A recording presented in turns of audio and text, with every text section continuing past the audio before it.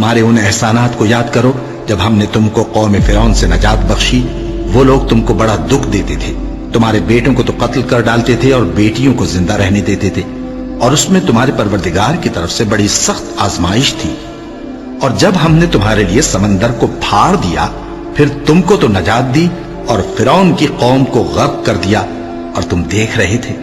اور جب ہم نے موسیٰ سے 40 رات کا وعدہ کیا تو تم نے ان کے پیچھے بچڑے کو معبود مقرر کر لیا، اور تم ظلم کر رہے تھے۔ پھر اس کے بعد ہم نے تم کو معاف کر دیا تاکہ تم شکر کرو۔ اور جب ہم نے موسیٰ کو کتاب اور معجزے عنایت کیے تاکہ تم ہدایت حاصل کرو۔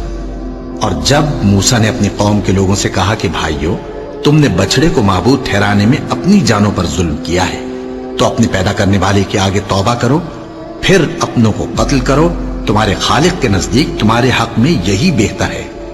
پھر اس نے تمہارا قصور معاف کر دیا، وہ بے شک بڑا معاف کرنے والا ہے، بڑا مہربان ہے۔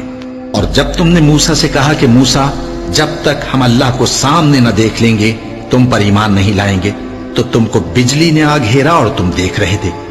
پھر موت آ جانے کے بعد ہم نے تم کو اثر نو زندہ کر دیا تاکہ احسان مانو۔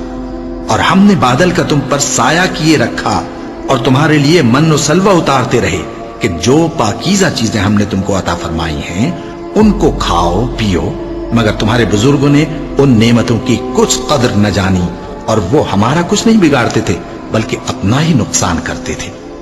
اور جب ہم نے ان سے کہا کہ اس گاؤں میں داخل ہو جاؤ اور اس میں جہاں سے چاہو خوب کھاؤ پیو، اور دیکھنا دروازے میں داخل ہونا سجدہ کرتے ہوئے اور حطوتن کہنا، ہم تمہارے گناہ معاف کر دیں گے اور نیکی کرنے والوں کو اور زیادہ دیں گے۔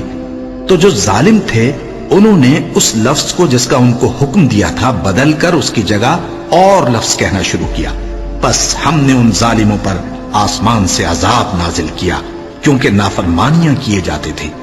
اور جب موسیٰ نے اپنی قوم کے لیے ہم سے پانی مانگا تو ہم نے کہا کہ اپنی لاٹھی پتھر پر مارو۔ انہوں نے لاٹھی ماری تو اس میں سے 12 چشمے پھوٹ نکلے، اور تمام لوگوں نے اپنا اپنا گھاٹ معلوم کر کے پانی پی لیا۔ ہم نے حکم دیا کہ اللہ کی عطا فرمائی ہوئی روزی کھاؤ اور پیو، اور زمین میں فساد نہ کرتے پھرنا۔